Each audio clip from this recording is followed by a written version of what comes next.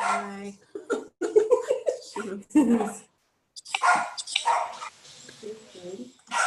Hiya. Hiya. How are ya? How's everybody? Wonderful. Hey, Katie. Oh my God. I'm going to tell you something. I'm like, where did today go? Like, I am not lying. I'm like, I feel like this day flew by. Flew by. It did. Those meteor showers. The day. Oh my God. I'm like, I just feel like I have just been running and just going all day and just like, wow, what a great day. You need an energy bar. Send her some chocolates. What do we got here? Coffee. Coffee. Go send Heidi some coffee. You're eating good today? Oh my God. Oh my gosh. So how are you guys doing? How is everyone doing? Well, I've had an afternoon of babysitting. Oh. Amazing. Yeah. How old is your grandchild? She's 3. 3 going on 90. Oh. 90. 19. A 3-year-old. That is like, that's a little one. Holy. Yeah. The other 2 are 15 and 19. Oh boy. Wowzers. Those ones should be looking after you. Yeah.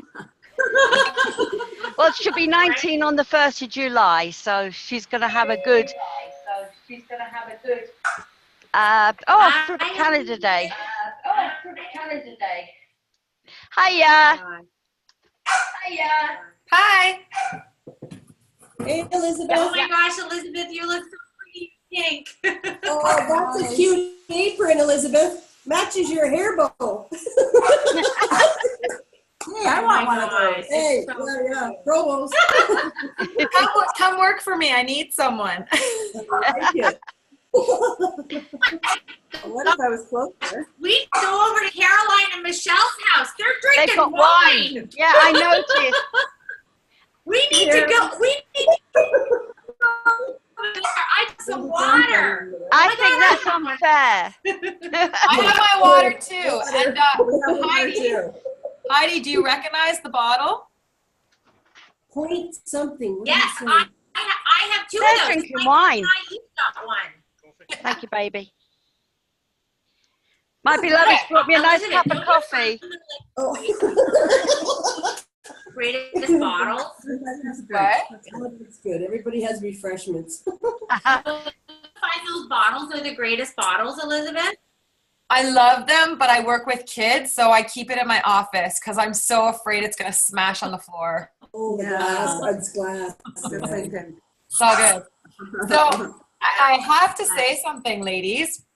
Oh, please do. I just watched, I finally had some time to watch the Toxic People video. I haven't watched it yet. Okay, so my apologies. My computer, I did not cry, Christine, but I was cursing up a storm that my husband was holding my dog's ears.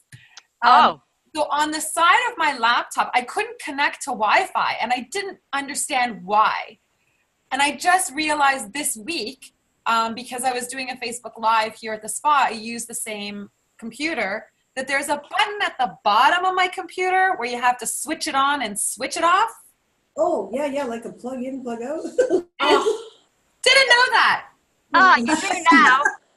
Oh, now I know. And you know what? I'm kind of glad I wasn't on that episode with you guys because I could have filled a whole 3 hours of just toxic people. Like, Yeah, I think we could too.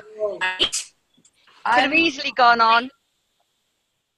And some of those words are toxic. That's why your husband put his hands over the doggy's ears. Can I just ask something? Caroline and Michelle, are you going to Mo Mondays? You know what? I was invited one time as a guest, and I went, and I had a great time. Wait, why aren't you asking me? Well, you're in Toronto. We're in Kitchener and Waterloo. Okay. And it's kisses. We weren't leaving you out, Elizabeth. Okay. like to go to the Toronto one too, Yeah, we and the wanna- one around here. Yeah, we can carpool. We could go down Monday afternoon. Are you talking go about- to the Yeah, Mo that would be a Monday? good idea. Wouldn't it? I'm not Is very it- good at what do you driving in Toronto. No, I Oh, can. If somebody else drives. We can drive. Yeah, we'll take you. We'll get the babe wagon. Are and you go to guys Toronto. coming for Mo Monday? I bought my ticket. I haven't. Oh, yeah. We'll go Wait a when minute. Elizabeth is speaking. There's too many people talking. Are you guys all coming to Mo Monday? Well, I haven't got a ticket yet. But we've just decided we're going to come down. But this Monday, you two, It's only on the 26th, No, and that's when Heidi's speaking. the 26th. Yes. 26. Okay. And you Let me write have that down. 9 days left to buy the early bird special. So the ticket comes out. Hold on, let me get my ticket. Okay. What's the times? Yeah, what time? It's And is from that 5. I Tuesday? believe it's from 5:30 till 9. It's an early evening, I was told. Yeah, it's generally done by like 9:30. Yeah, I was shocked. I thought it was like a whole big night. So it starts at 5:16 p.m., which is when the doors, I guess, open. And I got it for the 26th early bird special. Oh, my price is not here, but I think I paid like $18. Uh-huh. Nice. And you said Okay. Heidi is Yeah, it's speaking? like they're $15 each for the early bird. Yeah. Okay. And the 26th, who's all speaking? Are you guys, or there's somebody from the Army speaking? Miss Heidi. Oh, yeah, we need our fan club there. Yeah, yeah. Oh, yeah. Can we I am speaking. can we arrange it on Facebook then? Yes. Perfect. Okay, we'll Yes. plan it. We'll plan it for us Waterloo Kitchener people. Yeah. So what what I'll I'll do, do- ladies, what I'll do is I will get there early enough. I'll get there early enough and I'll save us all a table. Oh, that'd be Oh, good. perfect. Oh, Yeah. guys, I mean, you don't have to worry. You don't have to worry about tables. They're saving tables for the PPA. They're Oh, tables. Yeah, we're posh. Dedicating. Yeah, so when people get there, like they have different times, they talk about different things. They're dedicating like a whole hour or whatever, like to the PPA, all the that are there and that sort of stuff. And then of course, one person, if you guys want to speak at Mo Mondays, you can apply because you'll find out that night who is going to be taking the stage in April. Look at Ooh. Elizabeth, she put her name in. Yay! Nice. Good girl. no, I was like chittering to myself saying, just do it, just rip it off like a Band-Aid, just do it, whatever. I can speak in front of kids, I've spoken in front of students, but So- I'm nervous, like it makes me nervous, so I don't know if I'm going to be called. What day is that? In April. So Which day? what happens? What happens? Which is that- day? I have no idea. Oh, you don't know yet. No, Yeah, but we don't have the date. I'm guessing We'll find out the it's date on for Monday. April when we're there in March. Ah, Okay. Yeah, okay. but I'm gonna guess it's on a Monday. It's Come on. Put in the always name there on a Monday. Always on a Monday.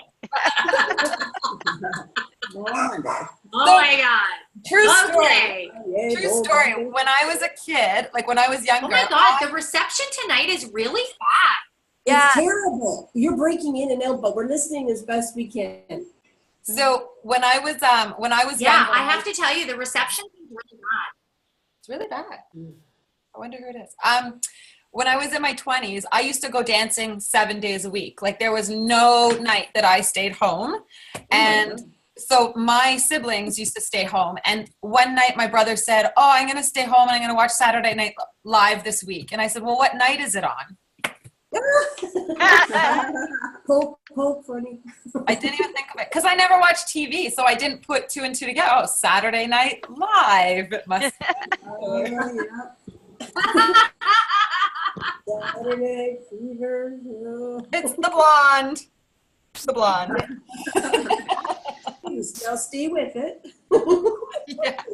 wait till, are you guys going to see it? Next week. It's going to look very different. Oh, your hair. Oh, you're going to make it pink. Yeah, good. It'll match your apron. Oh, yeah. Oh, it's going to match. Nice. Oh, my goodness. Oh my God. Are you guys ready for our workshop? Hopefully Yeah, this reception gets not great. Yeah. I know, it's crazy, Yes. eh? Yeah, I think we're in for great expectations. Yeah. Yes, great expectations. Okay, let's get started. I think we've had a good chat. Did anyone want to bring anything up one at a time that they wanted to check in before we start? I know Christine has been babysitting all day. Elizabeth. So I just wanted to revert back to last week where I had a little bit of a breakdown regarding to my friend. I went home and I told Ethan what you guys had all said, and he was like, hallelujah. If you don't listen to me and the rest of the people in your life, please listen to the PPA. And so I did, and I just kind of put her in the back of my mind, and I've moved on. And even watching that toxic video, I think really helps me as well to get over that relationship. So yeah, it was a good week. Good job. So Elizabeth, I just love you, but Caroline and Michelle and Christine have no idea what you're talking about because you told the Saturday group. Yeah, I was just like, Yeah, I was wondering what have I good forgot. for you. So on Saturday, Yeah. I had a bit of a breakdown because we were talking, and my best friend since I was 8 years old came up, and how she's seemingly extremely toxic in my life, and people have always told me to let it go, and I couldn't. So tonight is a concert, and the artist, her and I always grew up loving, so I wanted to reach out to her and go with her, but I didn't, and I'm going by myself, and I'm gonna have fun, and that's it. Good for you. Well done. Yeah. Absolutely. Proud of you. Thanks. Wow, good for you, Elizabeth. Good for you. That's amazing. Yes, it was a moment. But the craziest is as Elizabeth is in like the middle of this like breakdown that she's having on Saturday, and she's starting to cry. People walk in the front door of her business an hour early for a party that she's throwing, and she's crying, and we're on the conference. So Nikki and myself and Michelle are on the conference, and she gets up and she's like, oh my God, there's people here. And she's like trying to wipe her tears, and she's like, I'm really sorry. I'm on a conference. I'm having a moment. And we're going, Elizabeth, mute. And ever since she kept coming over, and we're like, mute. And then she'd like walk away, and Nikki would go, we were so close. It was so funny. Love me or throw me away. It doesn't matter. We love you. Okay, well, let's get started, ladies. Let's get started, and we're talking about expectations. Guys, if you remember from Impact, we actually talked quite a bit about expectations there, and we went through it. And it is a really great part of the workshops because it is so important.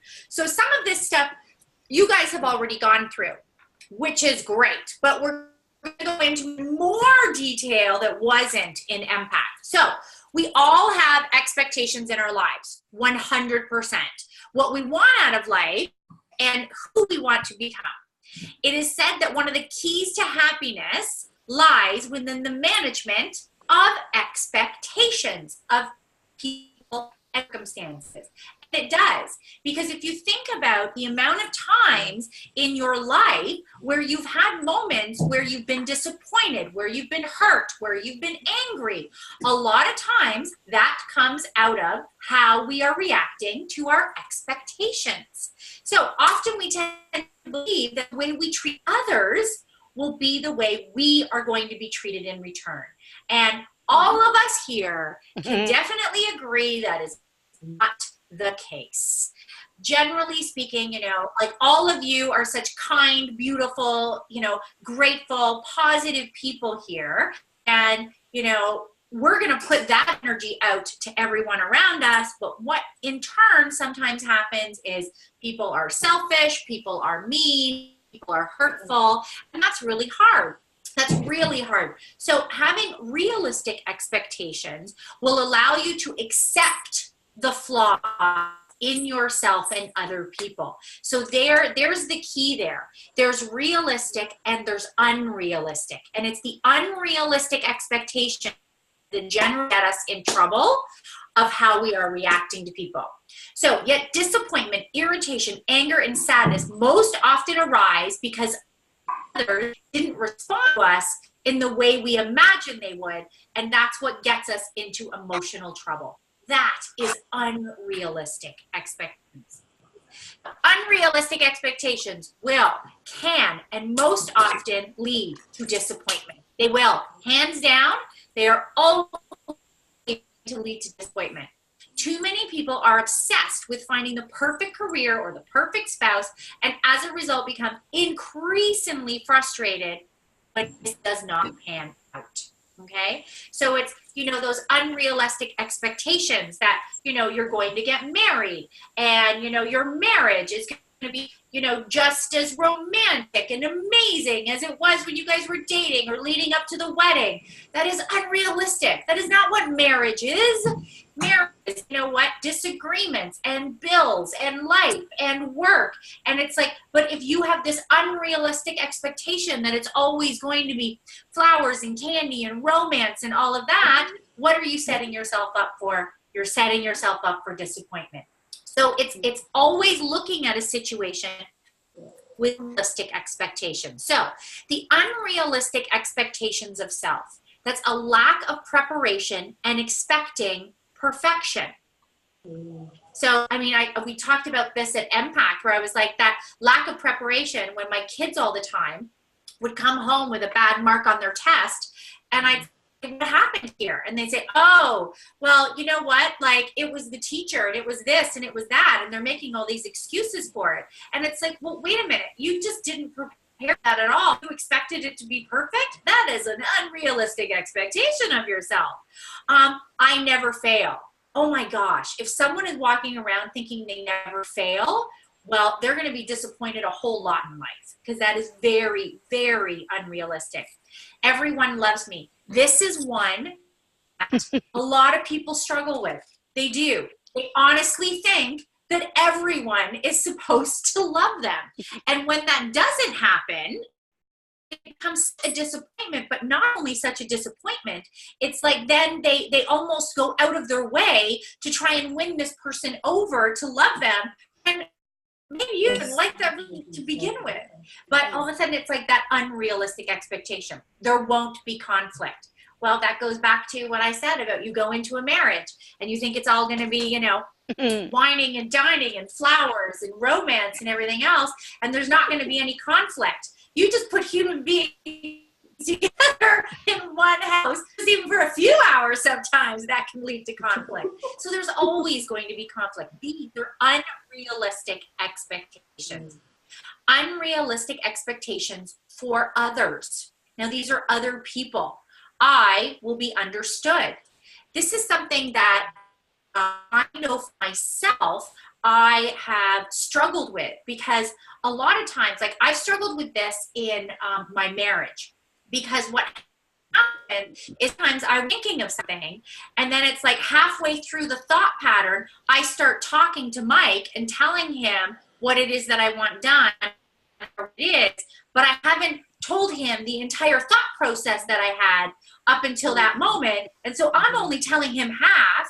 And then the unrealistic expectation is I expect him to understand exactly what I'm talking about. And then he gets frustrated with me and I'm like, how can't you understand what I'm talking about? I just told you what I wanted. And he's like, I don't think you did. I think I got about half of your thought process because I have no idea what you're doing. So that is an unrealistic expectation of others, but they're always going to understand you. Read your, know where you're coming from.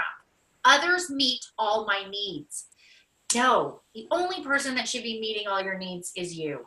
Hands down, it's you. Other people are not going to be doing this for you. Others are just as passionate.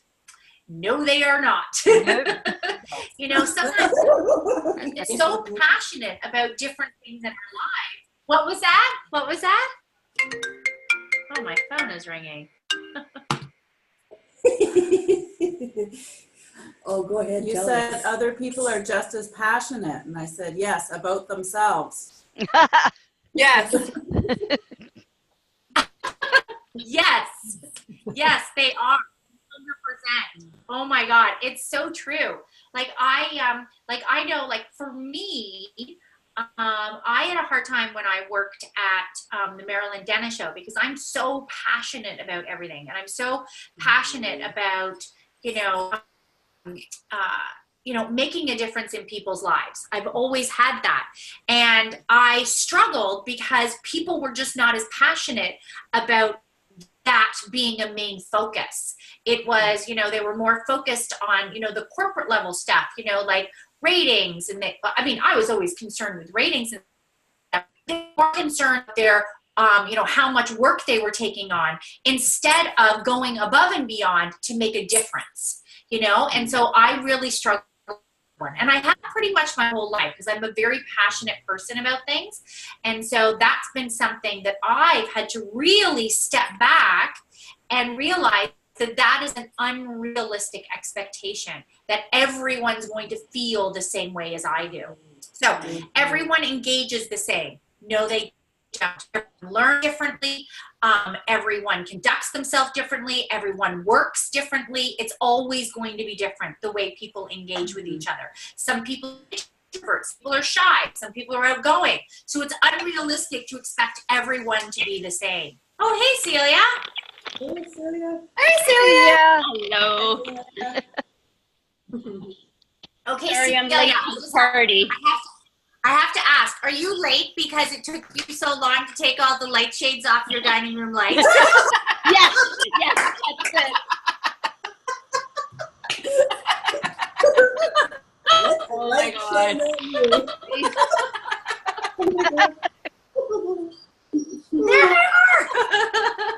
That is hysterical.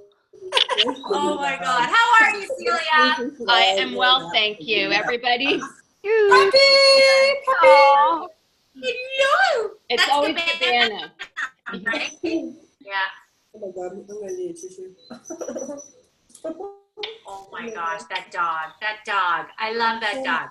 Okay, so we'll continue. So everyone learns the same. I talked about that, and everyone has the same work ethic. So all of these, we're talking about expectations, Miss Celia. All of these are extremely unhealthy expectations. So how do we get rid of these unhealthy expectations? Okay, so how do you start shifting yourself so these are eliminated from your life and you can actually go about things in a healthy way? Okay, so taking sole responsibility for our expectations.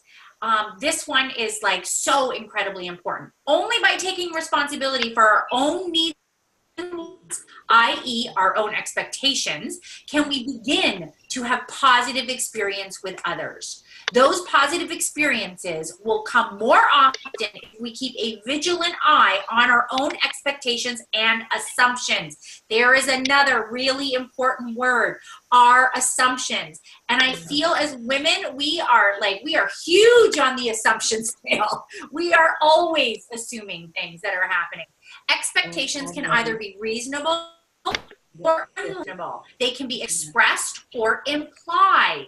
Expectations that are communicated have a chance of being met if we are open to communicating our wishes and desires with another and can accept that sometimes they cannot be met.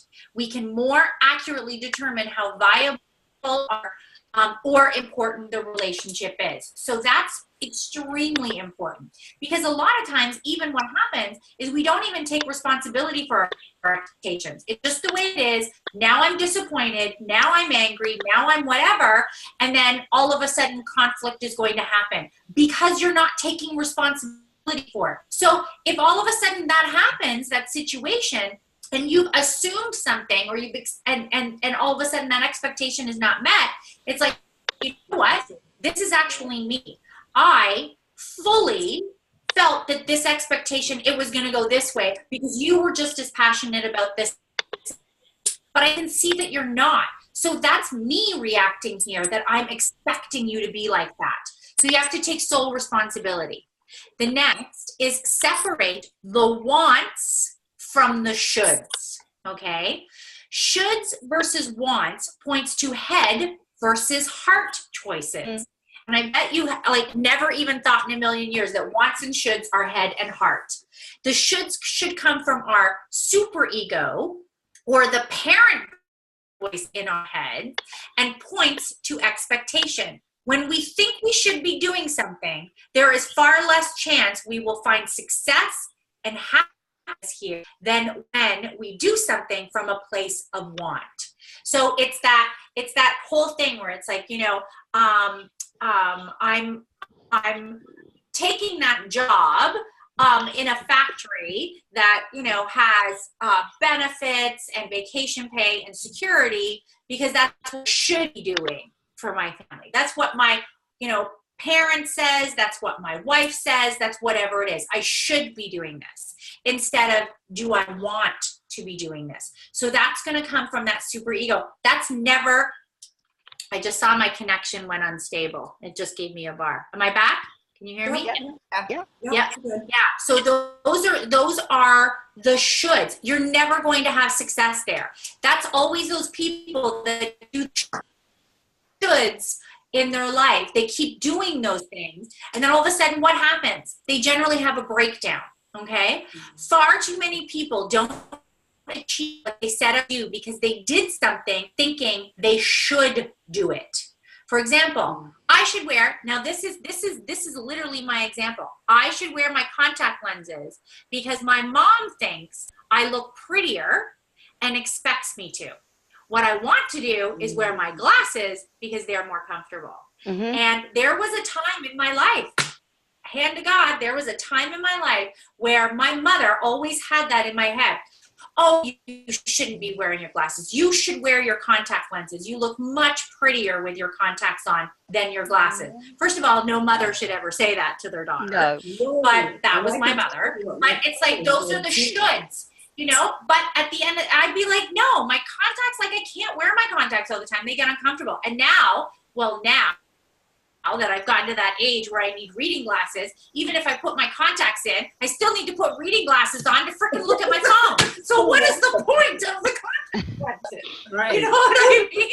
So I'm like, I'm just constantly putting glasses on and off. Look at my phone.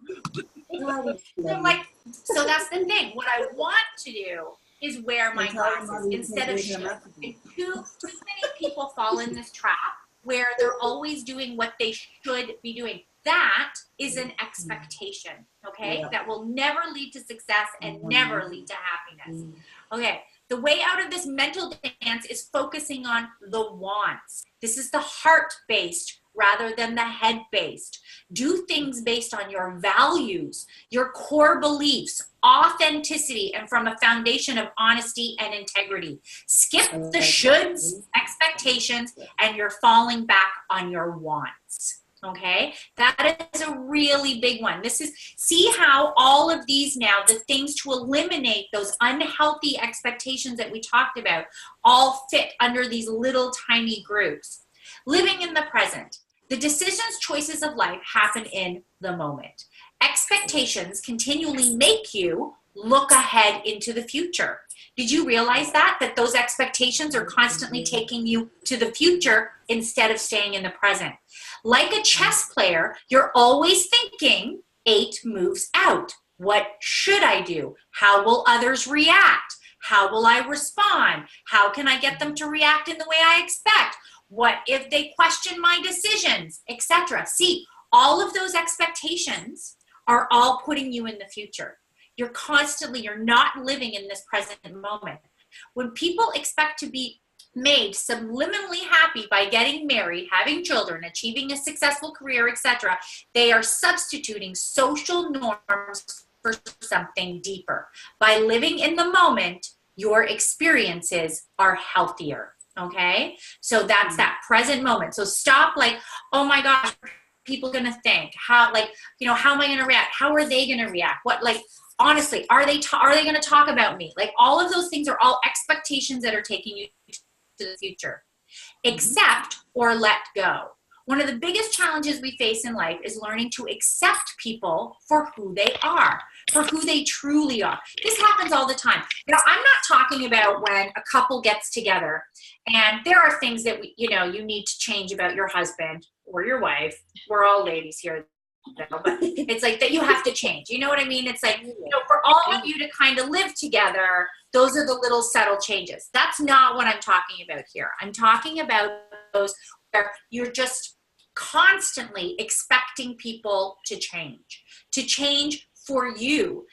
It also happens with parents as well. It's these expectations that, they should be really good at school. They should take extracurricular activities. They should do all of this stuff. You're constantly changing them into what they should be because of your expectations. Instead of just, I know for myself, one of the biggest things, raising my kids, and there was definitely challenges because, like, especially when they became teenagers and they were little shits. And it's like, and I would constantly, what would happen is I'd be like, no, well, you can't do that because, and I would always think, is this my expectation I'm putting on them? Because I don't necessarily like the way they're reacting to something or how they're doing something. And so it was such a journey for me to realize that was the word. This is their journey and not mine. My job here is to guide them and help them and make sure they don't get into trouble, but it is not my job to tell them how to live their life. And just because I wouldn't do it that way doesn't mean that it's wrong. But it's taking away those expectations. Once you realize that your expectations cannot change people, the better off you will be. All of a sudden, my relationships were so much better. The problem will arise when the expectations do not materialize. And that's where in a lot of relationships, any relationships, where we get disappointed. Because, we expect them to do certain things. If you find that you're going out of your way much more than the people you surround yourself with, it may be time to find a new group of friends. So if you're always disappointed, if that feeling is continually happening, they're always disappointing you. There's a couple of things. We've gone through toxic people, so we know to look out for those toxic signs. But this is also a moment where check yourself. Is it your expectations of this person and what this relationship is supposed to be that is causing this? So definitely, that is not a toxic person. Okay. I just want to make sure that we understand that there are toxic people. This is a situation where you're feeling that it's your expectations that are causing the problems. Okay. So check your foundation. Checking your foundation means taking a hard look at whether or not what you believe actually matches with reality, okay? So insanity is often touted as doing something over and over again, expecting it to change, a different result. That is what they say the definition of insanity is. The belief system version of that is sort of a frozen worldview. That's just how it is, or that's just the way I am.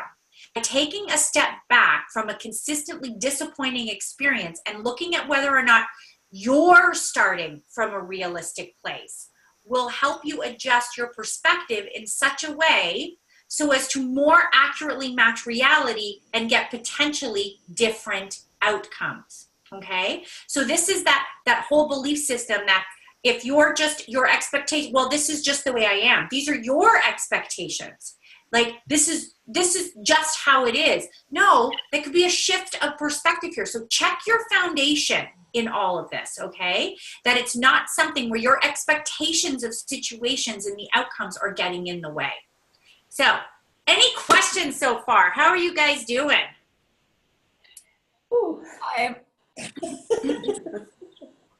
I'm thinking as much as my friend that I spoke about was toxic, I'm also thinking that I had higher expectations for her.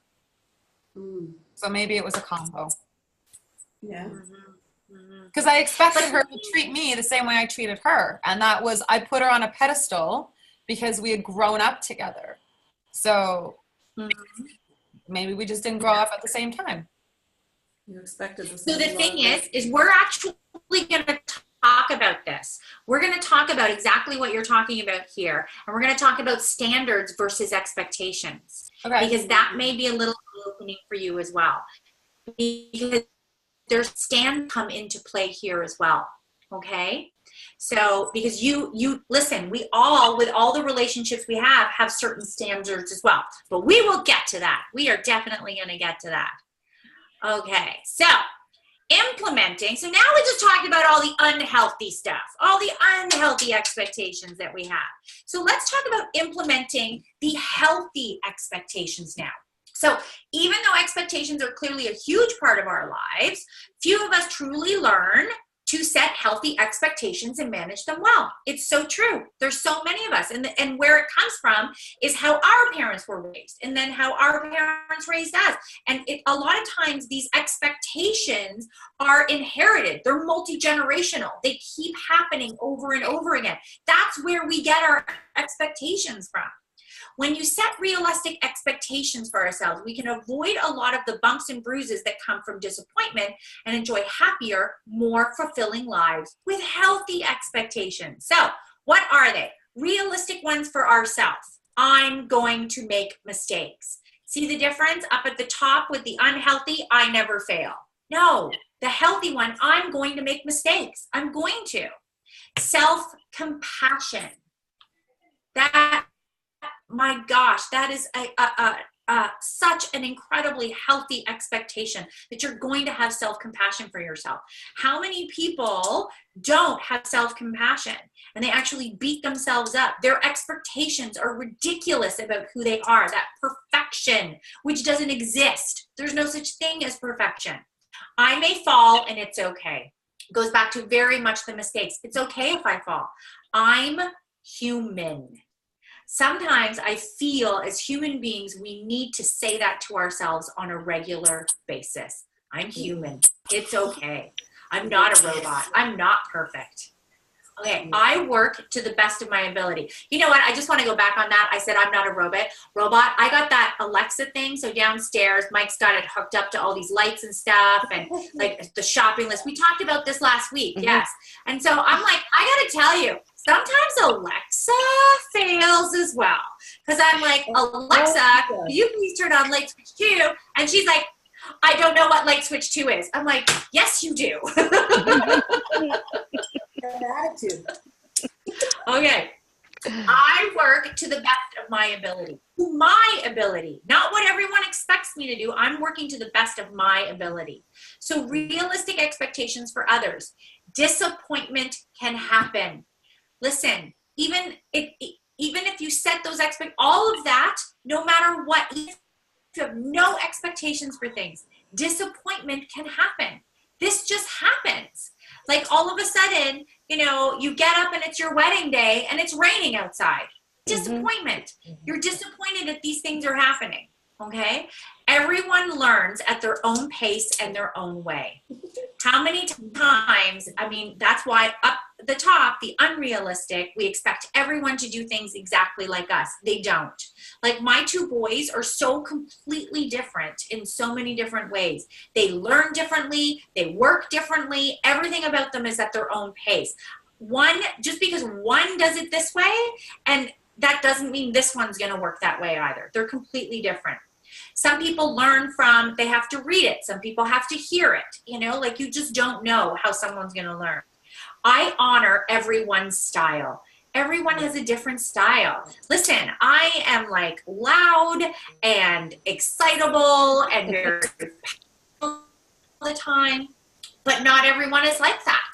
You know, and like some people are very quiet. They're more introverted.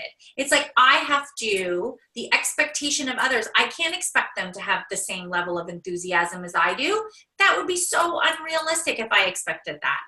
Everyone is responsible for their own success and happiness. They are. We are not supposed to take care of that. We are supposed to do it ourselves. And I think this is where a lot of parents fail in a lot of ways, is because they truly believe that their children's happiness is from them. And it's equipping them with how they can have their own success and happiness in their lives. Everyone's success bar is different, 100%. Somebody's success bar is just that, you know what, my success is I want to drive the TTC bus. That is my success. I have always wanted to drive a TTC bus. That is their success bar. And they're super happy at driving the TTC bus. And then there's someone like myself, I would literally put a gun to my head and blow my brains out if I had to run the TTC bus. But that's okay. That's okay. My success bar is different from the bus driver. Okay? And that's okay. Not everyone has to be a huge success in whatever they're doing. Their success is up to them. Okay? Everyone is responsible for their own self-care. Oh my gosh, this one is so important. It is not up to us to care for everyone. Like in so many relationships, sometimes it's like one, is always taking care of the other one. It is up to them, to take care of the bills and make sure that the house is run properly and the kids are okay, or like whatever it is.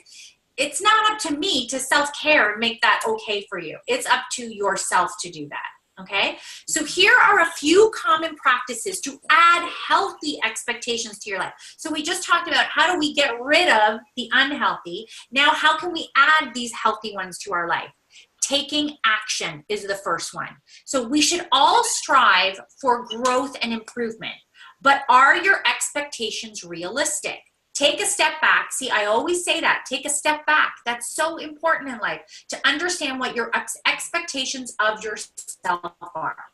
Once you understand your expectations, you can set realistic goals and take action for your expectations to succeed. So all of that is so incredibly important. So taking action, we can take action, but we need to make sure these goals are realistic. Those people where that's like, what I mean by that is, so say you're like, you know what, I've decided I'm going to run a marathon and I'm going to sign up for it and it's in 2 weeks and I'm going to run a full marathon. I am taking action. I'm saying exactly what I'm going to do, but that is not a realistic goal. To run a marathon, if you are not someone that runs on a regular basis, you need to train for something like this. So a realistic goal would be signing up for it months ahead of time, a year, whatever it is, to make action right. Okay? This practice will prevent you from berating yourself every day, the should that keep you feeling stuck and powerless. Okay? So if that's the thing, sometimes people don't understand that taking action can really set you up to fail as well. So it's so important to make sure that everything is done with realistic expectations. So example, reasonable expectation. Paying an extra $100 a month towards bills will pay off a debt faster, okay? Unreasonable expectation of that. Paying when I can and not by a schedule or debt quickly. See, I'm taking action here, but one is going to make that happen. The other one will not. Setting goals to achieve expectations, begin by listing out some of the major expectations you have in your life. So if it's become debt-free, lose weight, find your soulmate, etc., create a list of 5 to 7 actionable items for each major life area. Okay, so that's the thing. We always have to be very careful with our expectations when we're taking action. So for example, a list of becoming debt-free might look like this. Gather all the information about my creditors, make a spreadsheet with all my debts, calculate my current budget and how much is reasonable to cut so that I can put a little extra money towards my debt, contact creditors to negotiate interest rate, seek help from an accountant or planner, begin putting the extra amount on the smallest bill, pay consistently until paid off, celebrate success, okay? So there you are. That now, by taking that action, that expectation can be met. Lowering my debt can now be met with that action because I've made it realistic, okay, and reasonable. instead of just, yeah, I'm just going to willy-nilly do whatever I want. Okay? So reconsider your expectations of others. When we hold expectations of others' behavior and link it to our own happiness, it is a recipe for disaster, 100%. So if all of that, all of our expectations that we have of their behavior, that's what makes our happiness, that will be a disaster. So, example, reasonable expectation. I will stay at work a half hour later, work ahead, and make the workload easier for my team. Okay? So this is something I'm doing for myself. I've decided I'm going to do this. I've made a decision. I'm going to do that. That my expectation is that of myself, I'll work that extra half hour, and that's going to be great for everyone. Unreasonable expectation. Everyone should be willing to put the same amount of effort in his or her job as I do. The moment you do that, it's now turned into something that's unrealistic. If you want to stay an extra half hour late and do that for your team, then that is an expectation that you put on yourself. But the moment you expect everyone to act the same way as you are, you're setting yourself up for failure. So how to adjust? Respecting others means allowing them to be themselves and also realizing people can't read your minds. They can't. How many, as women, what is one of the number one things that we do when people ask us something and we are just put out? We say, fine, I'm fine. We say that word. We expect everyone to read our minds. All of this is so incredibly unhealthy. They will never know how you feel unless you tell them. They'll never know. And in life, you have to communicate with others regularly and effectively. You have to tell people what you're thinking. It's as simple as that. When you stop expecting people to be a certain way, you can begin to appreciate them. Pay close attention, okay, and respect people for who they are and not for who you want them to be, okay? So all of those coworkers, you need to respect them for who they are and the job that they're doing. That is what they have decided to do. They've shown up as those people. The moment we expect them to be just like us or something different, we're setting all those relationships up to fail. We don't know most people half as well as we believe we do. And truly knowing someone is a big part of what makes them wonderful. Every human being is remarkable. It just takes a patient set of eyes to see it. Okay? So, how many times have you guys done that expectation? Who has done that expectation? Put your hand up. Where you've done something and expected everyone else to do the same thing, right? And like you read this and you're like, it just makes so much sense. And yet there are so many times, and in the corporate world, it's probably the worst. It's the worst. Because everyone, it's always that tit for tat sort of thing.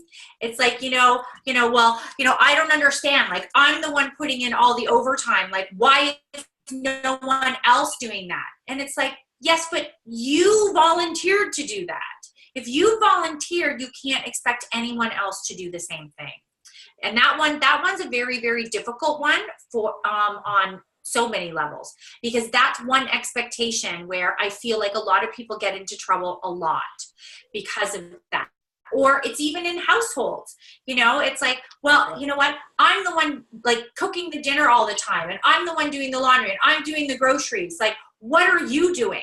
It's like, well, you decided to do that. You can have a conversation about divvying it up a bit, but if you continue to do it and that's who you are, you can't expect everyone else to be doing the exact same level that you are, okay? Unless there's conversations about that. So that one probably hurts the most in families. Expecting everyone to work just as hard as you are. Okay. Release your expectations of events. This one is massive. Just like setting expectations for others, when you put all of your hopes and dreams into the outcome of a specific event, you are setting yourself up for disappointment. And how many times does this happen with people where, they're going on a holiday, or they're going to, so they're going away on vacation, or say it's the holidays and they're going to a family event and all the family is going to be there. So they put so much expectation into what that event is, And then what happens is they walk away and they're like, I was just so disappointed with that. I was so disappointed in what it is. So try to enter into events with the intrinsic value of the situation, not for the outcome you hope to produce. So it's about, listen, I'm going to go on this vacation and it's going to be, I'm just going to go. I'm getting a week off. It's going to be great. I'm going to have fun, you know, instead of like, oh my gosh, like this, like when I go there, I better be rested up. It better be this, it better be that. So you're putting all this hope into what it should be before you even get there. And in most cases, then you get there and you're like, well, this is not what I expected at all. Those are the words we use. This is not what I expected. You're literally saying the unhealthy thing that you've just done. Ding, ding, ding, alarm bells should go off there. You've done this to yourself, right? So example, a reasonable expectation, going on a date, okay, so someone going on a date because the person seems interesting and you've been dying to try the new restaurant they suggested. See, that's a great expectation. That's a great expectation of the event. You know, I've been dying, like, I can't wait to try out this restaurant. And it's, you know, this person seems interesting. This is going to be great, right? The unreasonable expectation is going on a date because you are looking for a partner and are desperate to get married. Your hope one will be the one. See, that's the expectation. It's like you're literally going out and it's like, well, that poor soul better run. You know what I mean? So of course you're going to be disappointed if that's your expectation of this first date. Do you see how ridiculous? I put something like that in just to show how ridiculous this is. But we do this all the time. You know, I remember so much when I used to be in the wedding industry, and there would be those brides that would just work themselves into such a tizzy as to what their wedding day was supposed to be. It's going to be this, it's going to be that. Everybody's going to be amazing. Everybody's going to love me. It's like the wedding, and we're going to have, the weather's going to be perfect. This is going to be perfect. And like the flowers, and then they are the ones that it's like they freaking lose their minds if the flowers are delivered and it's the wrong peach color that they wanted. And it's like, are you kidding me? You're getting married today. Like that. So it's like, so the event itself, all of a sudden that expectation of it, it's like it ruins everything for them. So how to adjust? Stay focused on what attracted you to stay focused on what attracted you to participate in specific events or situations, apart from potential outcomes. Well, what is it about this that is attracting you? You're going away on vacation. I'm going to Cuba because you know what? I love that country and I love the people and I love the I'm not going to say the beach. I love to look at the beach. I love to like look at the ocean. I'm not a huge sand fan, but I'm like, I love the pool. And it's like, you know what? I love all of that stuff. It's like, instead of this is going, I'm going to, you know, feel incredibly better. I'm going to get this service. I'm going to get that. It's like, you're putting all of these expectations on things. So now we're going to talk about something that got brought up with Elizabeth, which is standards versus expectations. Sometimes these two can get confused, okay? When most people hear the words expectations and standards, they believe they're interchangeable, okay? Yet they aren't. And the line separating these two can be very blurred, okay? Standards. This is a set of guidelines or ideas of how you will conduct yourself. Example, I have high standards for my relationships when it comes to being honest, okay? My standards, so that is a standard. I expect honesty in my relationships. I expect integrity out of my relationships.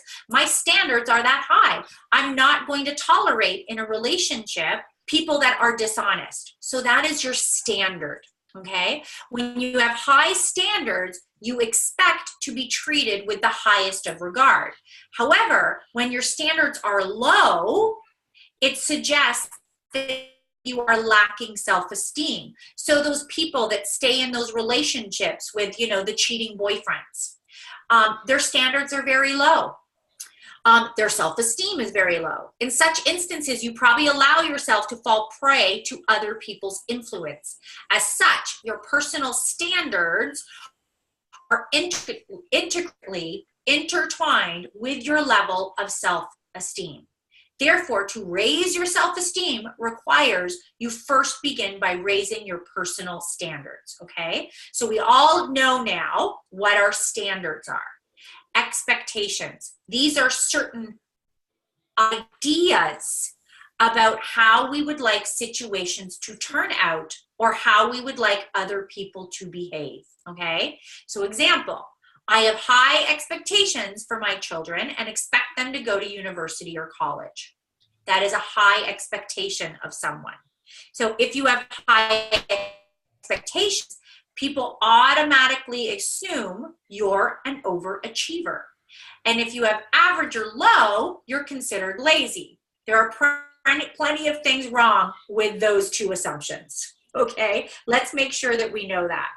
And that's what happens sometimes. Like people, they all of a sudden, they think these people with these high expectations of themselves are these overachievers. And in a lot of cases, that like there's nothing true about that. Just because I don't have high expectations of myself doesn't mean that I'm lazy. Okay, if you have high expectations for yourself, there's a good chance that you are the type of person who will push yourself to always do the best. While outsiders might see you as a person who is put together and good at everything, only you know what it is like to get there, okay? It took hard work, dedication, and there were plenty of days when you wanted to just give up. So those are the high expectations. Now, the thing is a lot of people, they start assuming that those high expectations, that you're not lazy, or maybe that there are certain things that maybe you have lower expectations of. So none of this can be assumed here, okay? I just want to make sure that everyone knows that that is not true. Just because you're not like a completely driven lunatic. Listen, if you are the TTC bus driver and you love that success and that is your expectation, that is to them, does that make them a lazy person? Do you see what I'm saying here? So yes, with high expectations, but those people that have those super drives, they definitely are people that push themselves. But that doesn't mean that that bus driver doesn't have high expectations for their life as well. So make sure that you understand that difference there. Everyone has expectations and standards. However, it is the degree of expectations that differs from person to person. Some people hold themselves and others to extremely high standards, while others just want the bare minimum needed to get by. Your personal standards are reflected in how you treat yourself and also in how you treat other people. They are also reflected in how you expect to be treated by other people. So that's our standards. So you know what? I know my standards with people. I want to be respected. Like there's nothing worse than when someone talks to you in a condescending tone and disrespects you. My standard with people that I come in contact with, you're not allowed to do that. That is not allowed. My expectations are, and my standards, that does not exist in my world here. If expectations and standards match up, then things are smooth. So my standards are very high in what I'm doing with people. I feel they are. And I also feel that my expectations in myself are quite high. However, if they don't align, here's where trouble comes into play. So if you are someone that I'll finish reading this part first. The first of many downsides is that if you set high expectations and standards, you are more likely to be let down. Okay? And that's if you set those high expectations of different people. I know that this sounds incredibly pessimistic, but it's true. Anyone who is an overachiever, or really anyone who sets any kind of goal, has experienced this. You can only push yourself so far and rely on other people so much until the limits have been reached. It's not what we want, but it happens. The best thing to do is learn from the experience in order to make the next one better. So what needs to happen, so those high standards and high expectations of others, not of myself, like I definitely have high expectations of myself, but of others, as soon as they're too high, disappointment's going to start happening, okay? So standards should stay high. We want to have high standards because as soon as we lower our standards, we get walked on, okay? But your expectations, so those people, you know, those people where they walk around in life and they have such high standards, and then they have such high expectations of everyone else as well. And they're constantly putting them down because it's never being met. Those expectations are. What makes something healthy is when we have high standards and flexible expectations. So if you keep your standards high and keep boundaries, you're less likely to violate your standards and you're conscious. For many of us, how flexible we are in a situation depends on what kind of mood we're in, 100%, how attached we are to certain belief or idea, what fears we may feel about letting go of the belief or idea. So that's where the expectations come in. All the expectations are attached to all those beliefs and ideas about certain things. But how many times have you seen that being inflexible has led to even greater stress or created more conflict in your relationships? So the moment those expectations are so high of every single person around you, there's no flexibility whatsoever. It's my way or the highway. This is just the way it is. And I expect you all to actually abide by what I'm saying. That never works. None of that ever works. Or those relationships where it's that person is trying to constantly live up to your expectation, is disappointing you. That relationship is in nothing but conflict. But how many times have you seen or been and how many times have you seen that being flexible can bring you peace, comfort, and love, which it does. Being flexible is a conscious decision and a skill that must be practiced if you want to see the benefits. Often individuals choose the path of resistance and refusal to change because they equate being flexible with settling or weakness. But it's actually the opposite. You can still remain steadfast in your values and beliefs. You're choosing to have an open mind. So Elizabeth, going back to your friend, you have high standards about how people should conduct yourself. That is very healthy. You know, your standards are that she's going to reciprocate your relationship. You know, she's going to celebrate your successes. She's going to, follow through with your plans that you make with each other, because that's respecting each other. It's like you are always there for her, but she was never there for you. That's a high standard. That should always stay there.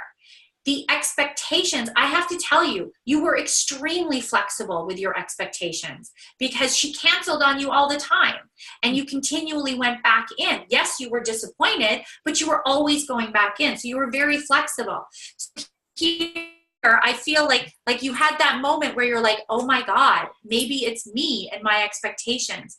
No, your standards are high when it comes to relationship, and that should never falter in your relationships. Okay. Now, do you understand what I mean here? Yeah, absolutely. Amazing.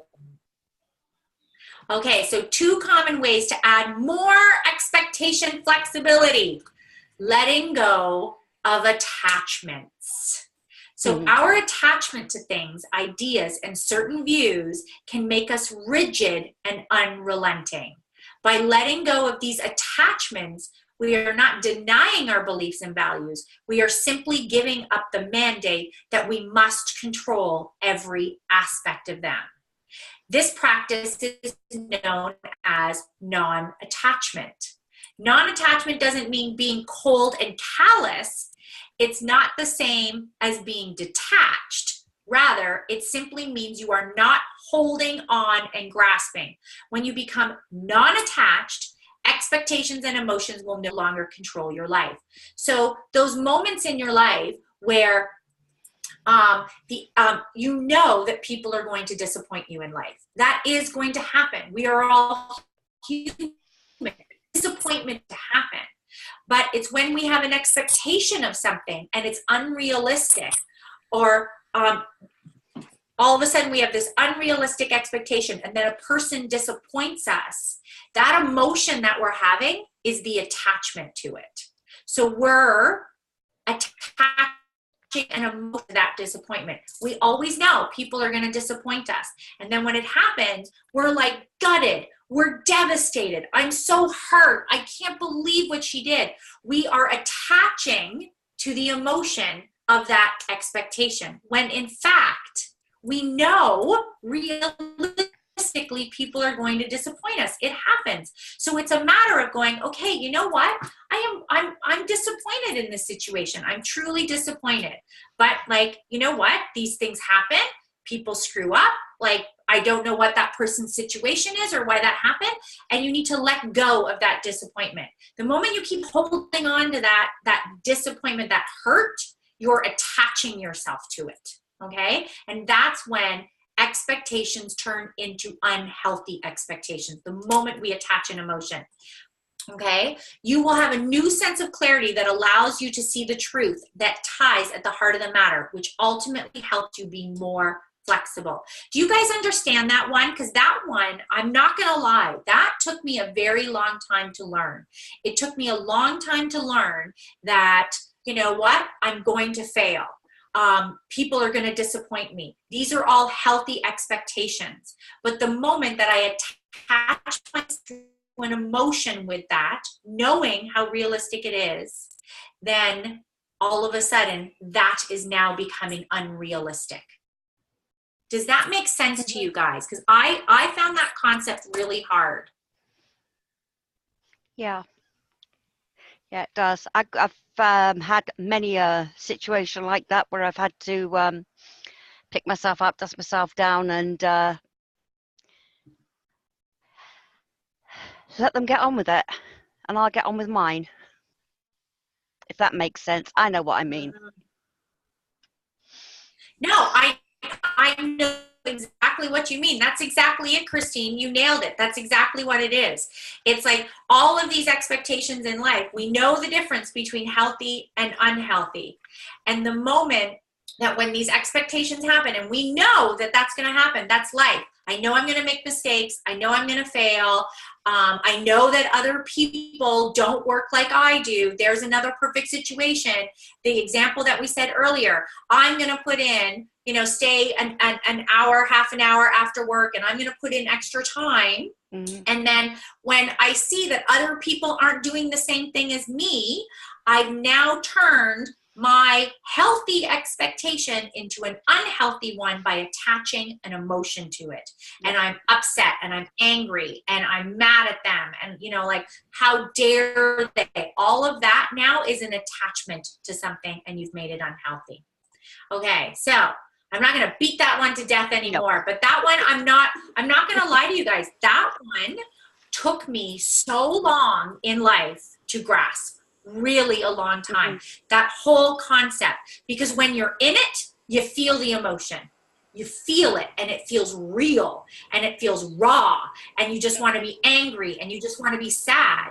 But it's that emotion is I'm attaching to something, and I'm the one making it unhealthy. And so that for me, really hard, that one. Okay. Let go of being right. There are many workshops I bring this one up. I'm always right. We need to let go of it. Yes, see? We're always right.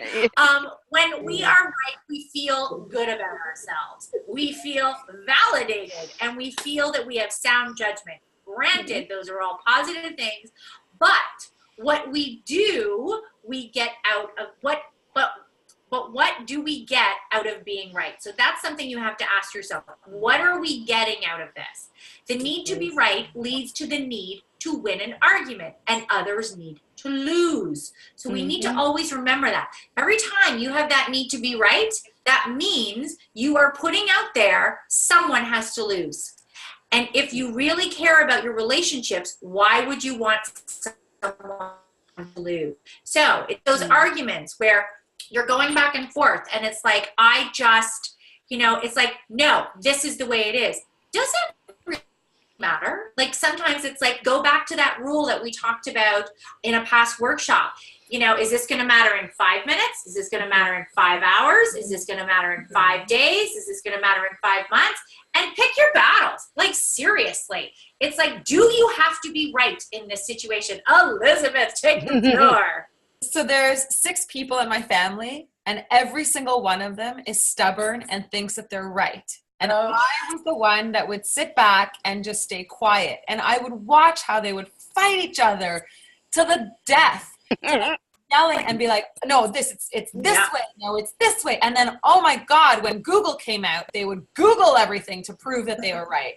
And I'm just like, what is the purpose of all of this? You're ruining Thanksgiving. You're ruining Christmas. Like, stop fighting and just let it go, because you're all right in your own perspective.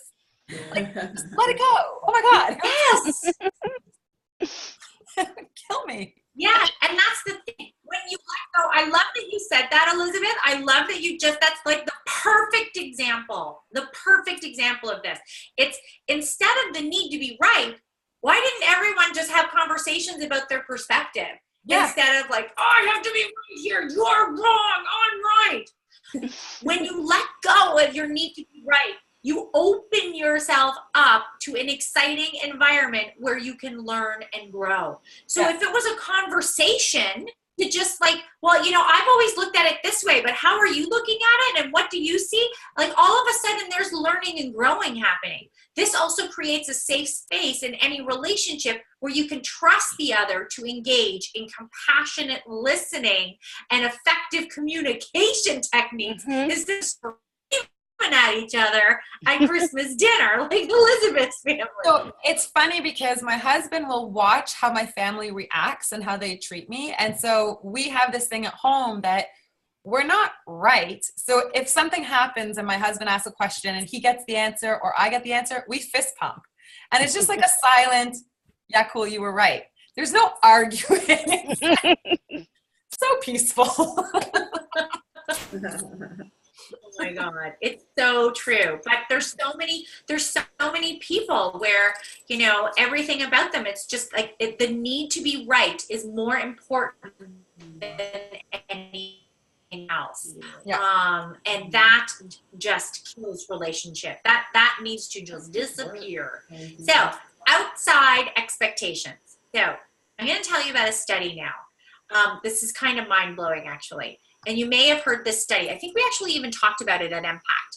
In 1968, 2 researchers conducted a fascinating study that proved the extent to which teacher expectations influence students' performance. Okay?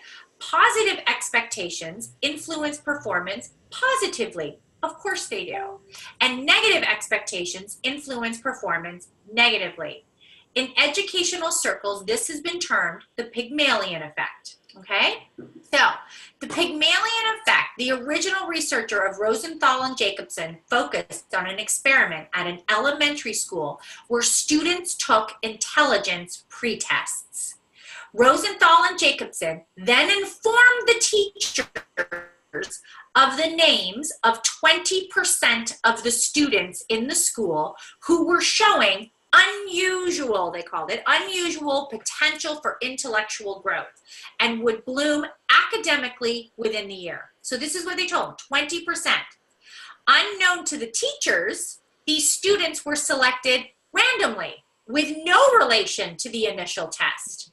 When Rosenthal and Jacobson tested the students 8 months later, they discovered that the randomly selected students who teachers thought would bloom scored significantly higher. So these were just random students.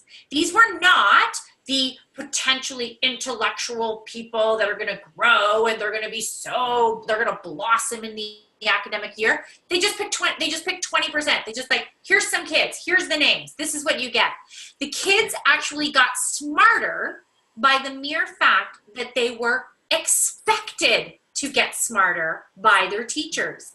The phenomenon is what psychologists, of course, call the Pygmalion effect, when our belief in another person's potential brings that potential to life.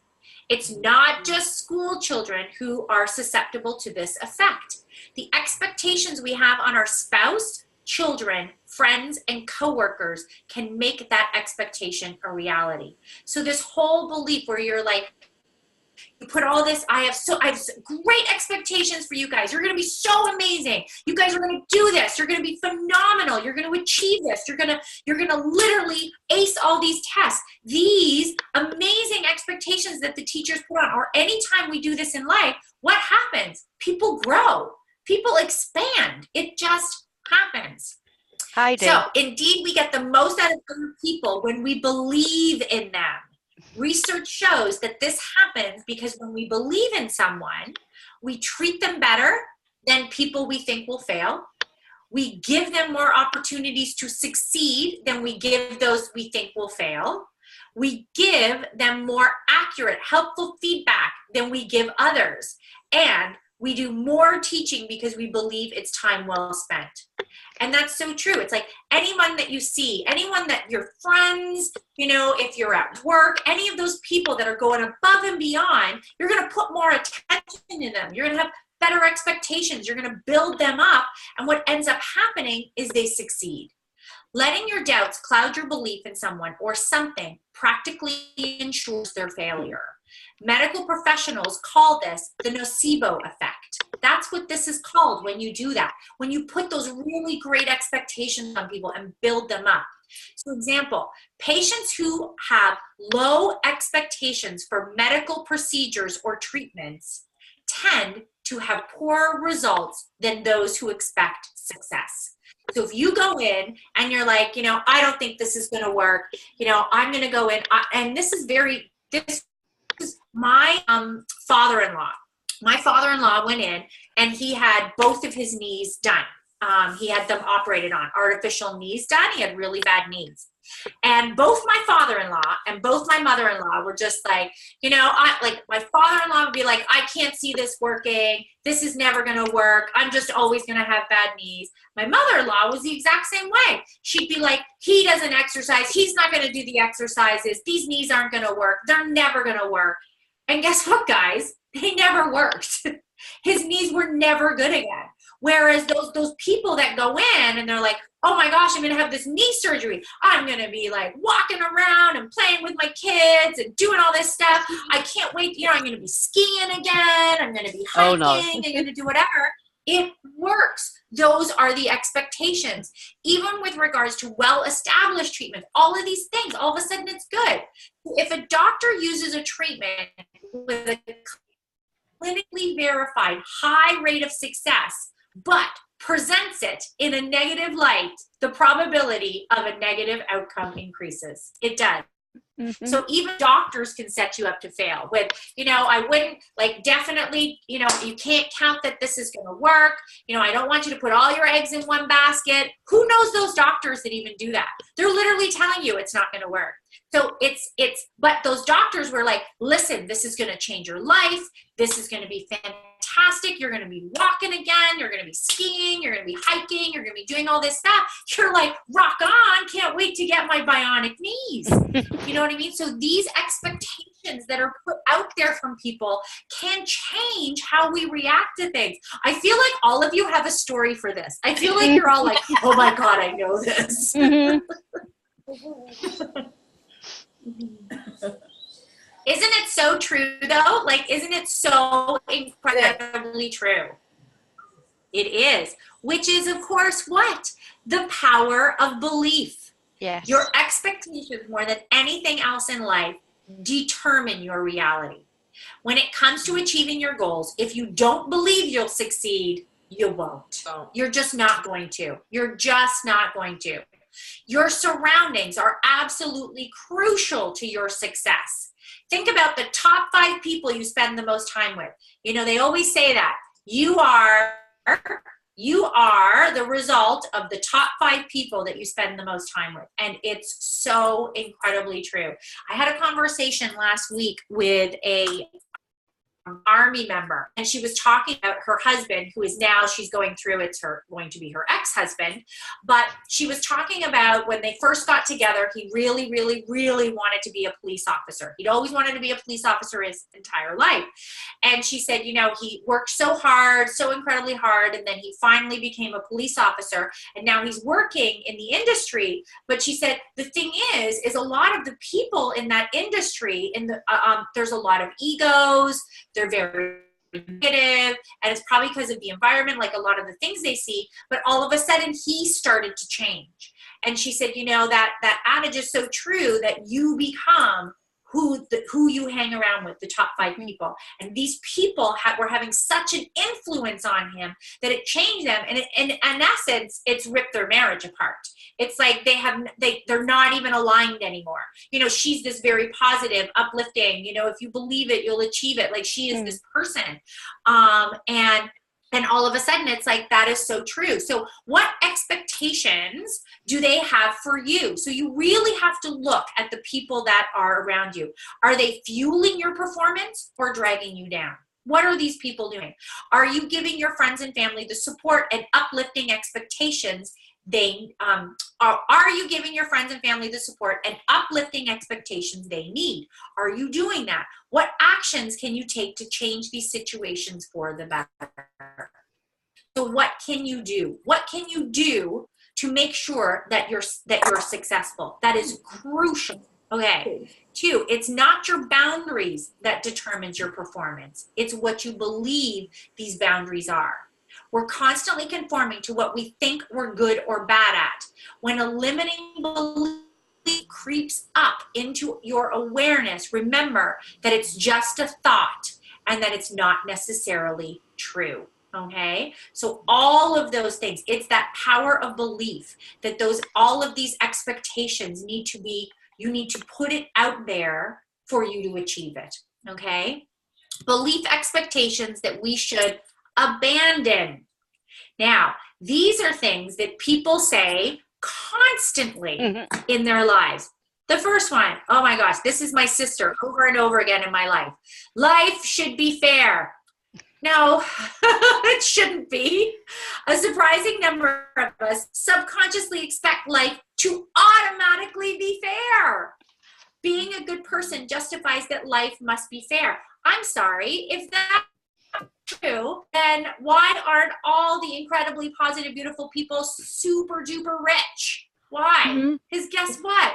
And why is it there's so many people that are in power? A certain someone down in the US, how are these people in such a place of power? Life is not fair. It's not. Life is not about fair or unfair. It's about leading a positive life that we intend and create.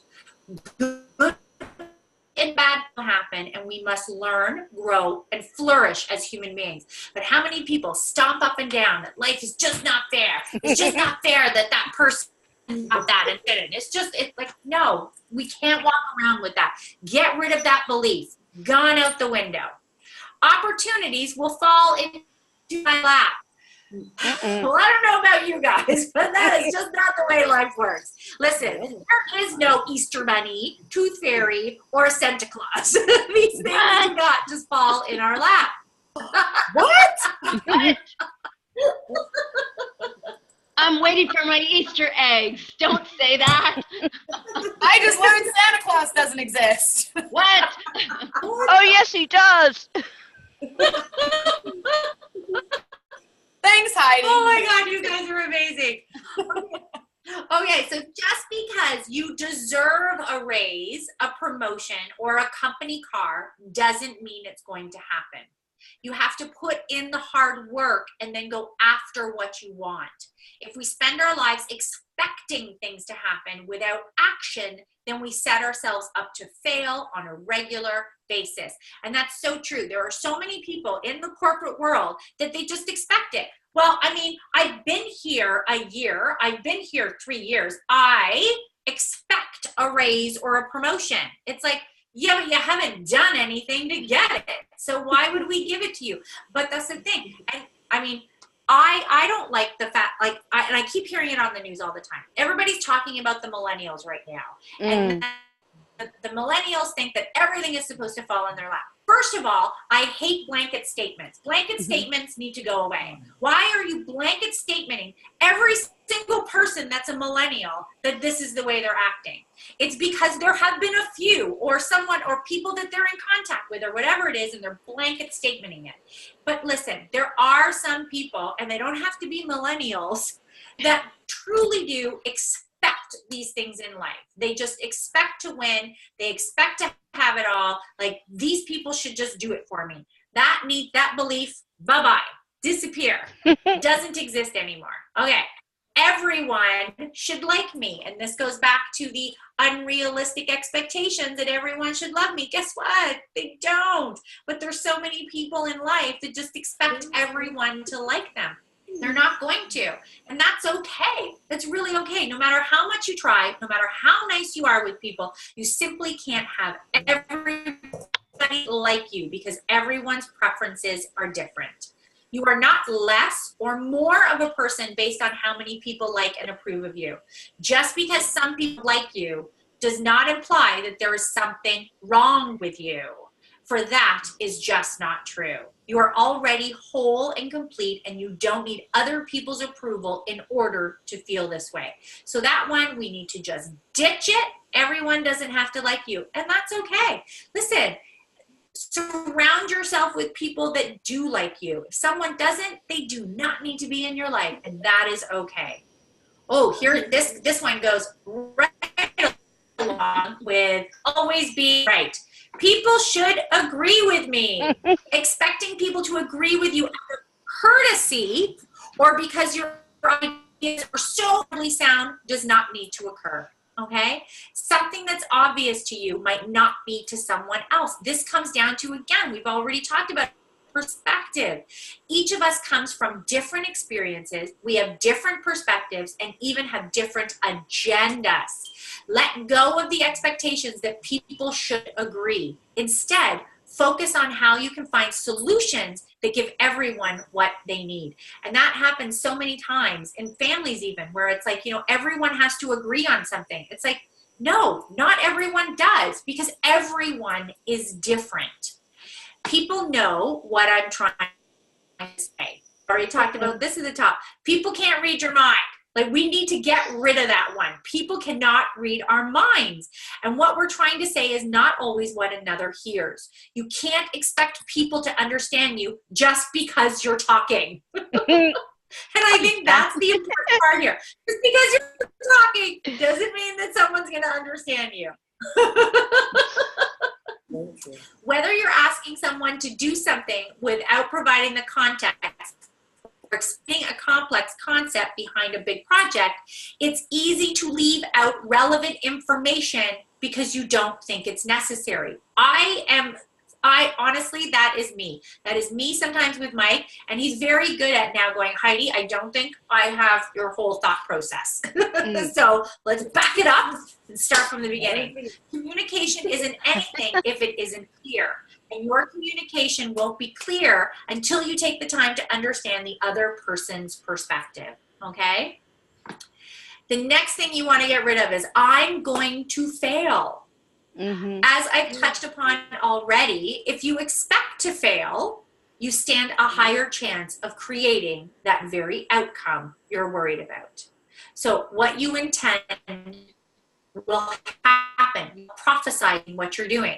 Don't go into a situation thinking the worst will happen. Now remember, that's all setting ourselves up to fail by doing that. But if you fail, accept it and realize it is a moment to teach, grow, and learn. But don't walk around saying, I'm going to fail. I'm going to fail at this. I'm not going to do well at this. This isn't going to be good. All of those words, those expectations of ourselves are not healthy.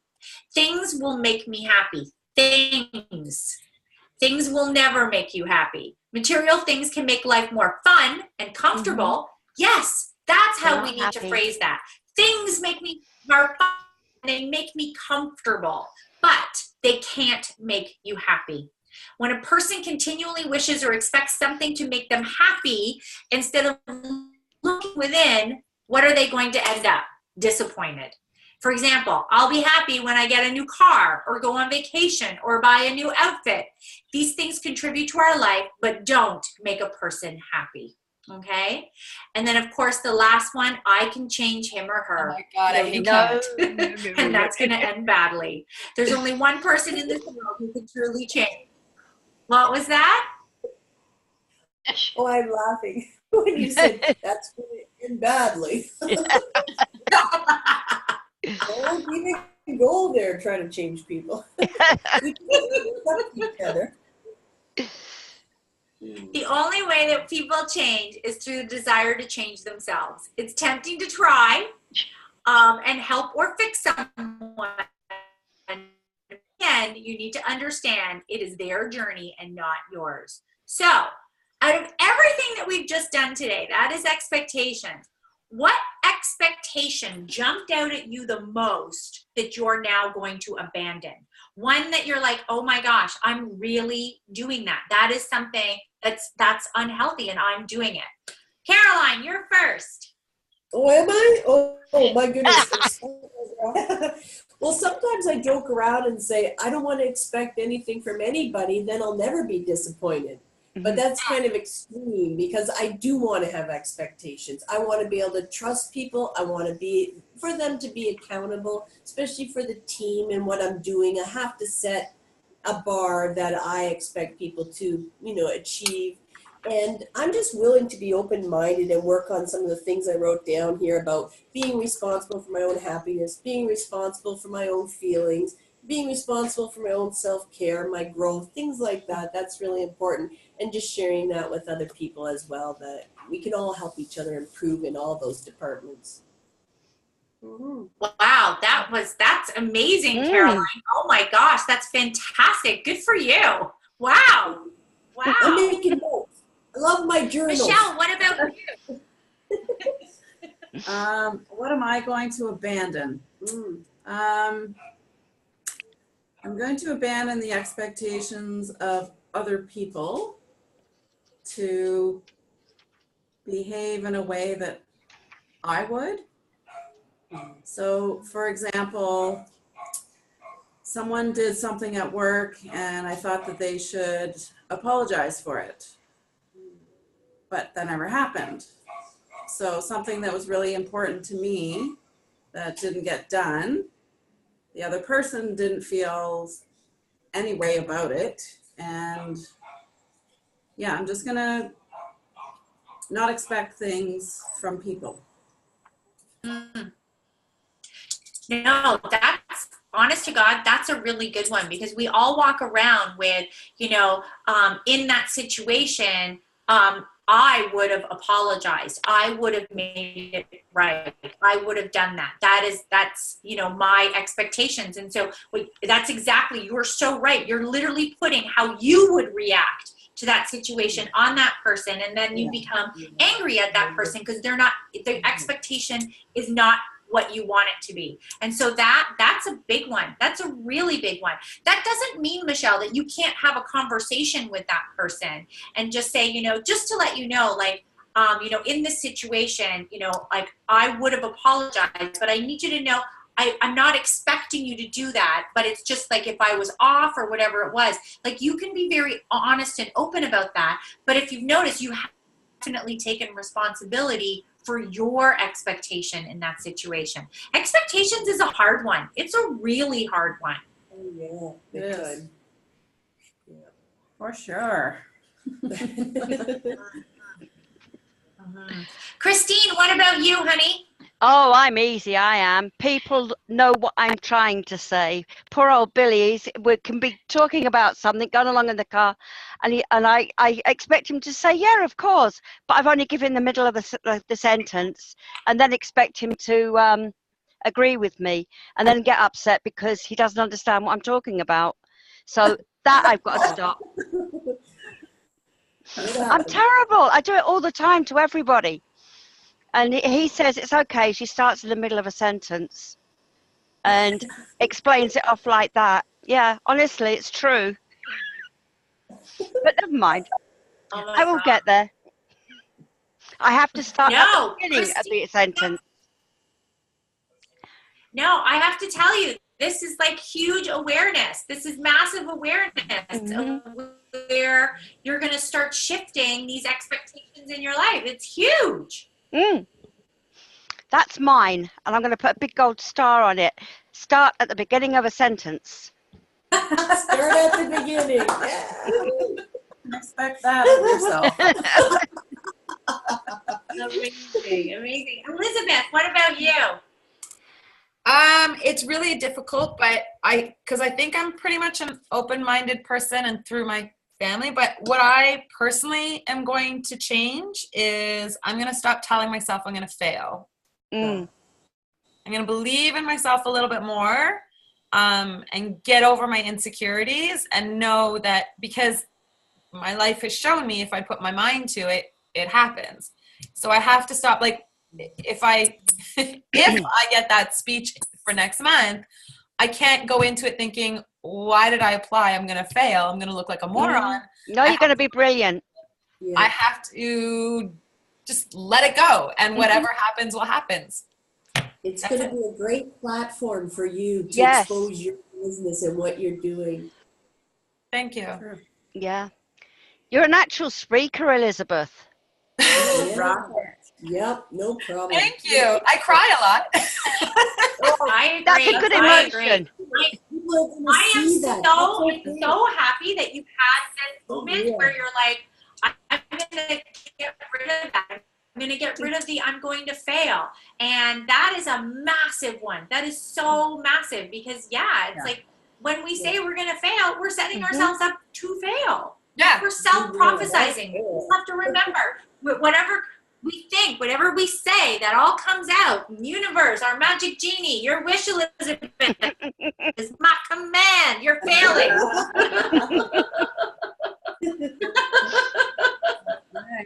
Oh my gosh. Good one. Amazing. I love this. Okay, Celia, what about you, honey?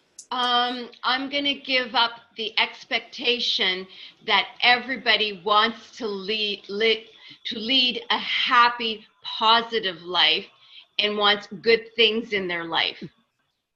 Because not everybody does. And I need to accept that that's okay. That's their journey. And I'm stopping to take in stray puppies and trying to clean them up. Stop. Good girl. I like that one. Me too. That's a really good one. Oh my God. You guys are phenomenal. You get, oh my God, there's a cabana. She's like, I'm not a stray. I'm not a stray. No. She got upset. She's so cute. Oh my God, I just want to go home to Koba looking at this. Oh my gosh, so adorable. Well, guys, you guys were absolutely amazing tonight. These are really great things that you're going to abandon. Expectations is a tough one. Like I said, it really is because, and the biggest thing is we need to remember is that emotional attachment that we put to them. And, Michelle that was perfect, like, you were probably really upset with that coworker at work because they didn't apologize. And it's like that emotional attachment that you are now putting to that situation makes that expectation really unhealthy. So by stepping back and just letting it go, it's like that's that person's perspective, prerogative. I would have apologized, but that's the expectations and high standards I have of myself, but that's not that person, and that's okay. Yeah. And we can all live happier lives. Agree. That's good. Imagine if people walked around and let go of these expectations on people. Oh my gosh, life would be amazing. Oh yeah. That's true, right? Mm-hmm. Okay, ladies, well, go and enjoy the rest of your night. Elizabeth, go home to your puppy. I'm actually going by myself to see Craig David. Okay, guys. Oh. Thank you.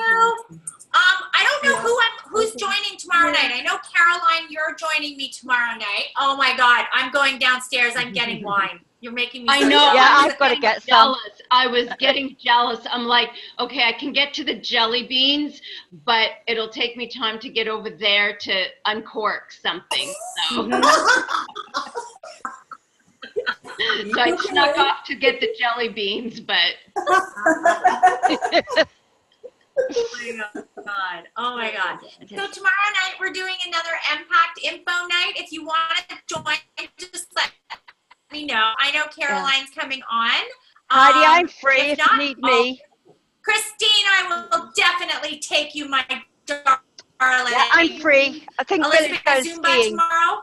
I have Zumba. I will see how we can schedule the kids because it's also March break, so we're doing appointments at the same time. But I will try to tune in. Yeah, I actually think to be pretty busy. Mm-hmm. A little bit. Little bit. Okay, ladies, have a good night. Yeah, and you. Bye. Night. Bye, everyone. Bye, Cabana.